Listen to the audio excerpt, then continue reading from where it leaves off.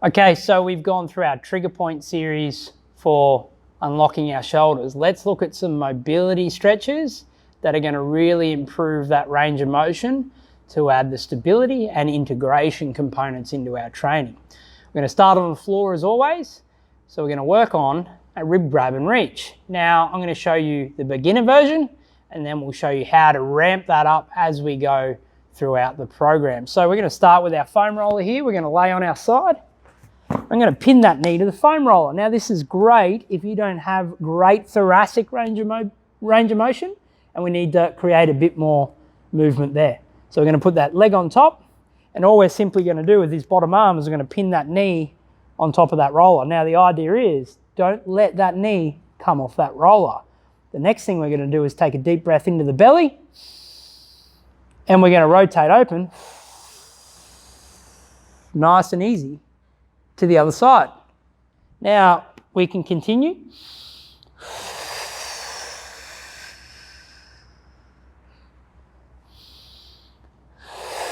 And we're going to go back and forth like so. Now the aim here, which you might see, is the idea is to get this shoulder to the floor. And that's the back of the shoulder to the floor. Once we get that shoulder to the floor, you take that foam roller away.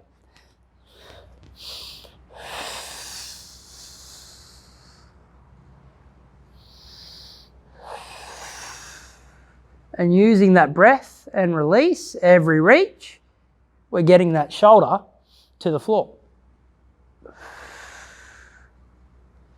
So once we've got that shoulder to the floor, we can take this into quadruped. And we're going to do a quad reach. Hands under shoulders, knees under hips. I'm going to bring that hand behind the back.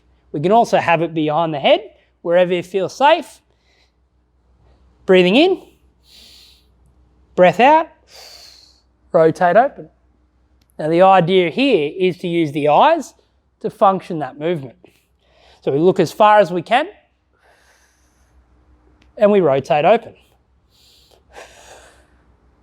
Hand behind the head.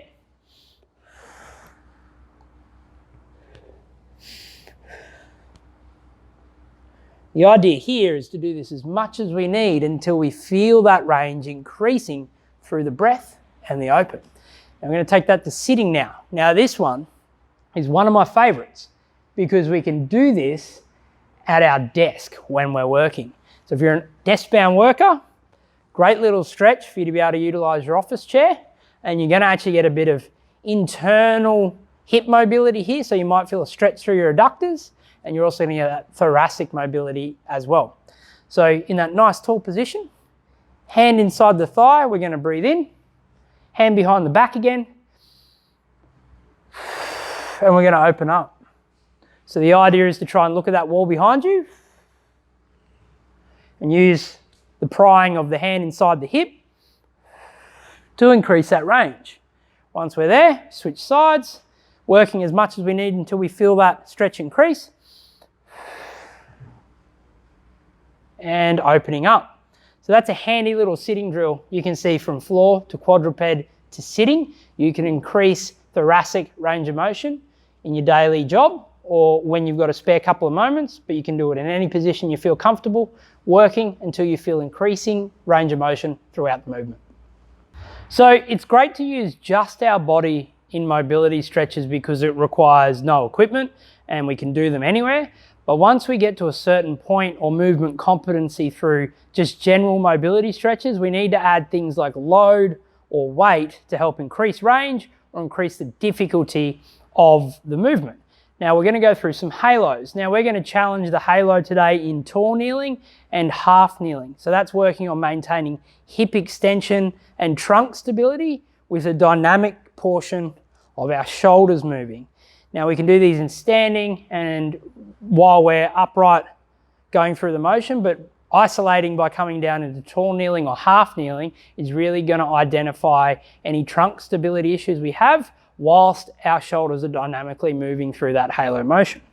So we're going to go bottoms up on this kettlebell, chin starting with the bottom of the bell in line with it, and we're simply going to maintain a nice upright position, squeezing the glutes, and passing that bell around the head. We're going to go back and forth. And go for about 10 reps each side. And the idea here is getting the bulb of the bell, this big bit here, passing around the base of the skull or deeper as we go through the range. Let's take that to half kneeling now. Bell bottoms up.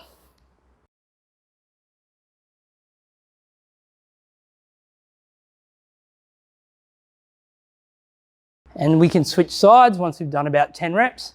Go to the other side. That's going to really challenge that downed knee, so the stability of that knee that's on the ground in the hip. And we're also going to have to still maintain that nice stable posture, which if we start to take that to standing, we're looking at the sort of movements we could use this for that'll help us build more stability in our standing movements, such as running, lunging, split squatting, or jumping. Okay, pullovers. Great for increasing thoracic range of motion and testing a little bit of elementary shoulder stability, but most importantly, it is really good prep work for anything we do overhead. So we're going to show two variants today, one being on the ground with our kettlebell pullover, and then on our bench with our dumbbell pullover. Word of warning here, only progress to a level you are confident and capable of achieving. So if you've got any restrictions or mobility issues you've already found, make sure they're all rectified and sorted out before you start loading overhead, particularly with weight. Now, starting in this position, we want a really light kettlebell. It's not so much about our weight in this particular instance, it's just about manipulating that position enough to increase range of motion. We've got an 8 kilo kettlebell here. We're going to go thumbs through with that bell resting on our wrists. We'll lay on our back, and we're simply going to pin our sternum to the floor. So that'll stop our back arching and our thoracic coming off the floor. The idea is to keep our back on the floor at all times. And we're breathing in. And on the breath out, we're lowering down until we get in contact with the floor. Now, you won't see my ribcage flare here. It's pinned to the floor. It's under control. If we have this sort of thing happening, we've gone too far. So keeping the lower back forced into the floor, we lift that out of position. Breathing in, keeping that sternum pinned to the floor.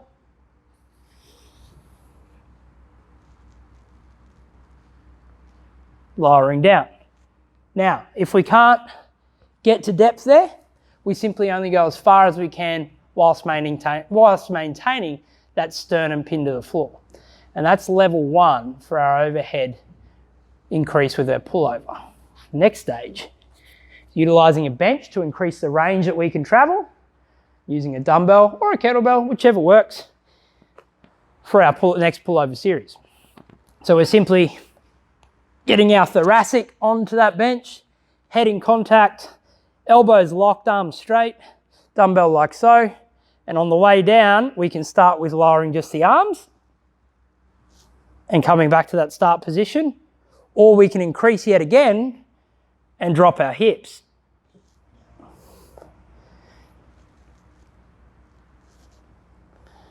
By keeping the head on the bench and maintaining your neck in a relaxed position so you're not grabbing tension through there.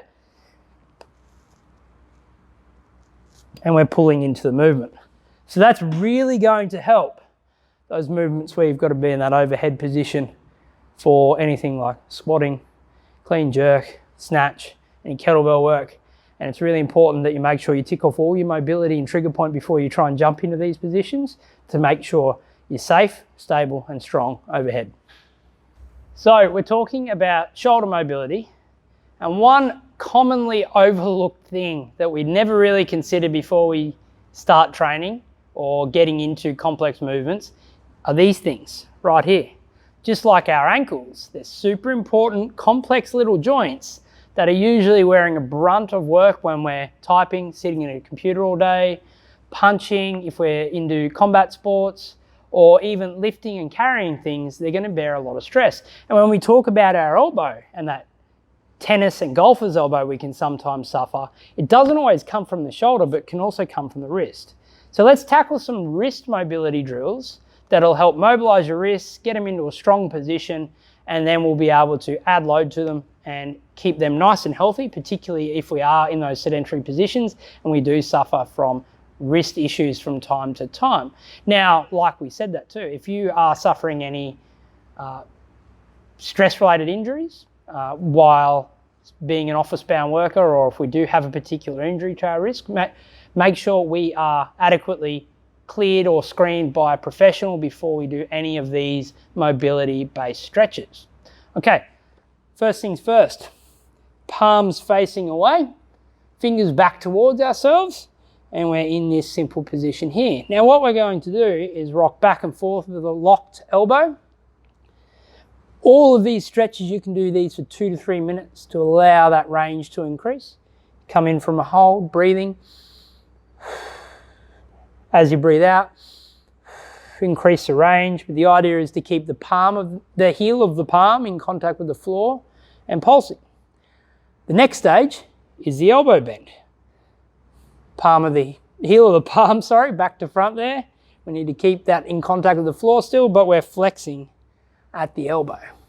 Now, if you've got golfer's elbow or tennis elbow, this might be a bit tender. So, like I said, get yourself cleared or get yourself in a healthy condition to be able to do this, or start nice and slow where you don't push into hurting yourself.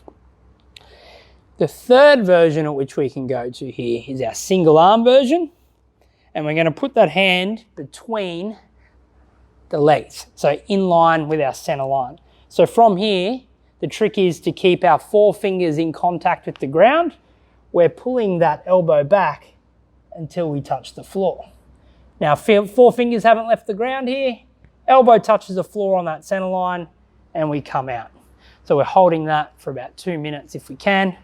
Remember, keeping this stretch, the heel of the palm can come up off the ground, but we're basically 4 fingers in contact, folding our elbow back to the floor. Now, we can work on the back of the wrist. We're putting that weight through the wrist joint here, so we've got our wrists underneath our shoulders. We're now going to make a fist, and we're going to squeeze it. Squeezing this as much as we can, working this for 2 to 3 minutes. Keeping the elbows locked, we should feel that mobility or range improve. As we get more and more confident on it, you can bring your knees away and bear a bit more weight and keep that flex going. You can even come up into a push-up position and flex in if you want to add some more difficulty or some more weight to that movement. But like I said, be very careful loading. I think once we just get to this standard position and we feel nice mobile wrists, or we feel that stretch increase and our range improve, that's probably enough for the general individual. There you go, guys. Strong wrists, mobilize them, allow them to actually help you in your training and not hinder.